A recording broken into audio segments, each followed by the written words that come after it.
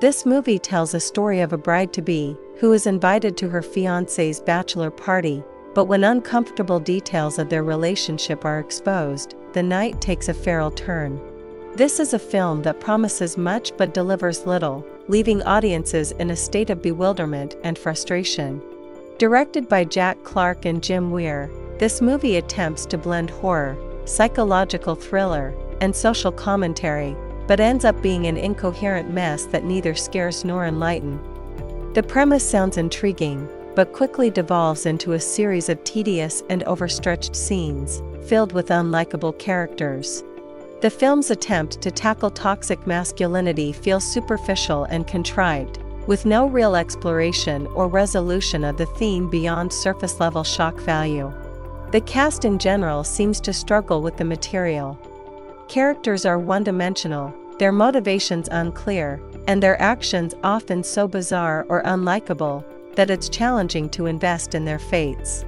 The chemistry between the leads is non-existent, making the supposed tension and drama feel forced and unconvincing.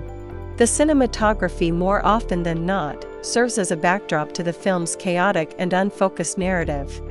The editing is particularly egregious, with abrupt cuts and a pacing that feels off, contributing to the overall sense of disorientation without any payoff. Soundtrack and sound design were supposed to heighten the tension, but instead, they clash with the narrative, often feeling more like a distraction than an enhancement to the story.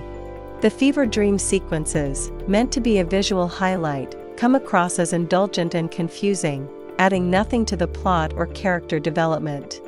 The writing is perhaps the film's greatest downfall. What could have been a sharp critique or a thrilling descent into madness is instead a muddled and meandering script that loses itself in its own pretensions. The plot twists are predictable or nonsensical, with the big reveal feeling more like a letdown than a revelation.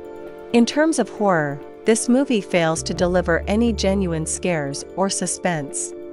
The atmosphere is more irritating than terrifying, with the film's attempts at horror feeling like echoes of better movies, without any of the original impact or innovation.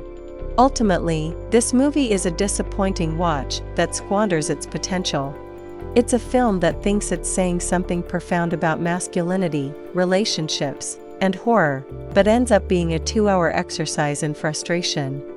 It's a cautionary tale of how not to mix genres, leaving viewers eager for it to end, so they can escape this particular nightmare.